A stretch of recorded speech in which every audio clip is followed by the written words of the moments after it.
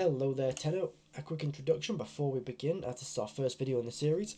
I am the Nephilim half of the Nephilim Gravy YouTube channel, and I decided to start this series delving into the lore of Warframe, as it's a game I love, has extensive lore, it's incredibly intricate, and, I thought why not make some videos on it. I do have other fandom ideas for videos, but for now, let's keep it with Warframe. I'm also going to note that today's video, and many others in this series, if not all of them, are going to contain major spoilers for the game. So if you want to play completely blind and just go into it without knowing anything and discover this all by yourself, then this is your spoiler warning. But without further ado, let's get into today's video. So, the Orokin. Who exactly are they? We hear a lot about them through the course of the game and see a lot of their technology and architecture that show us a bit of what they're capable of. But to understand the Orokin a bit better, we need to go back to the start, which is another reason I decided to start with this topic. The Orokin were at one time the rulers of the Origin system. They were known as the Golden Lords by the people they governed, and had a grasp on technology that has not been seen even by today's standards, which is a reason why it's so valuable to many of the groups within the game's universe. They are also responsible for a lot of the key events that's happened to the Origin system, and are really the reason why things are how they are. So let's take a look at how they governed, to get more of an idea of what kind of people they were. The Orokin believed very heavily in the ideals of honour and loyalty, and that you had to show unquestionable faith and loyalty in your betters. They had a class system that was extremely restrictive, so essentially you had to be happy in your lane. There was very little you could do about it if you weren't. So if you were a farmer that wanted to be in a higher class or wanted for more, there was a 1 in a million chance you would get what you wanted. I mean, it happened, but it was extremely rare. And if that wasn't bad enough, the Orokin often used slaves for manual labour. They were known for kidnapping children to be sold, or in some cases used as vessels to preserve their own life, which we will get into more later. They were also known to be extremely unforgiving of any crime. They saw it as a form of defiance against their rule. They would use collective punishments, or just outright disintegrate you via a method called the Jade Light. They were also capable of turning people into cephalons, though that's a topic for another time. Despite this amazing technology, the one thing the Orokin really didn't like the idea of was the idea of machine intelligence. They did use robotics as a form of manual labour sometimes for very menial tasks, but they preferred to use slaves, which when you think about it, just makes them sound more cruel and evil. They had a choice, and chose to make someone a slave to do their work for them. So you can probably see where I'm going with this. They weren't the best of people. So now we've spoken a little bit about their way of life and how they governed things and the bad things they did, let's take a look at the people running this show. So the only people that were considered truly to be Orokin were the higher-ups. We know that the Orokin Empire had its emperors, though details on them are pretty scarce. We can likely surmise that they were quite ruthless from how a lot of the common folk within the Empire were treated. However, we do know a bit about the Congress of Executors. This was the Orokin Empire's judicial body, essentially the people who were judges and dealt with law and order.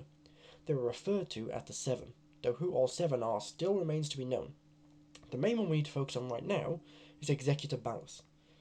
I'll cover his story and more about him in another video, as I believe there is a fair bit to discuss about him. The main thing to note is that as far as we know, he is the primary Orokin responsible for the creation of the Warframes, and for the means in which our Tenno control them. The other thing to note is he has a huge ego, and is all around a pretty terrible person. As I said, I won't go too much into Ballas, but there's a lot of words that could be used to describe him. The Orokin had other ranks below the Executors. Most notable are the Archimedeans. These were your scientists and scholars. A notable member would be Margulis, known as the mother to the Tenno, and the woman Ballas loved and obsessed over, which would cause his hatred for the Tenno. There's a lot to be said about Margulis, and she's another topic, so we'll delve into that another time. Below the Archimedeans, you then had the Aloris, which were the healers, and the Sectaris, who were navigators and ship operators. There are some unknown roles in the Empire, such as the Enginus and the Temple Guardians, though you can kind of guess what the Temple Guardians did. There were also the Dax. These were the elite soldiers of the Empire. A main member of the Dax that we know of is Teshin, who still follows his code of honour and loyalty to this day. Whilst I've mentioned the Orokin like to hold their honour and their obeying of orders without question, they did have a belief system called the Seven Principles. These principles were speed, power, cunning, agility, endurance, cooperation, and stealth. When looking at how the Warframes are designed, you can see at least one of these traits in each frame. Also, if you look throughout their society, it's clear that the Orokin followed this system a lot. They were known for their cunning, and they expected cooperation from anyone lower than them. Now, we can't have a video on the Orokin without talking about continuity. This is essentially the Orokin's trick to immortality, so they could live and rule forever. It's a pretty horrible idea, but then again, we are talking about the Orokin. So in basic terms, continuity is where an old or dying Orokin would transfer their mind or essence into that of a host. In the process, the host's mind would be completely erased, and the Orokin, like a parasite, would take over. This event would be known as the Yuvan ceremony, with the host being called the Yuvan. During the ceremony, a lot of young and beautiful hosts were paraded around for the dying Orokin to bid on and barter for, and they decide which Yuvan they want. After that, Kuva would be used to transfer the Orokin's mind into that of the host. Remember earlier when I said they kidnapped children? Now you know where they ended up.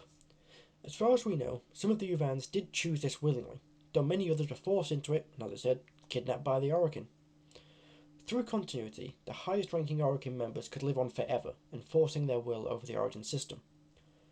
So after talking about that, you may be wondering, okay, if they can achieve immortality, what else could they do?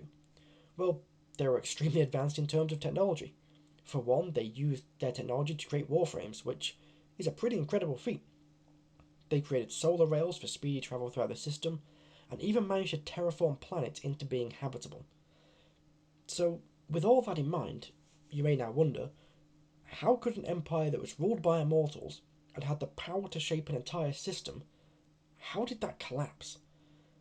The answer's pretty much the Tenno.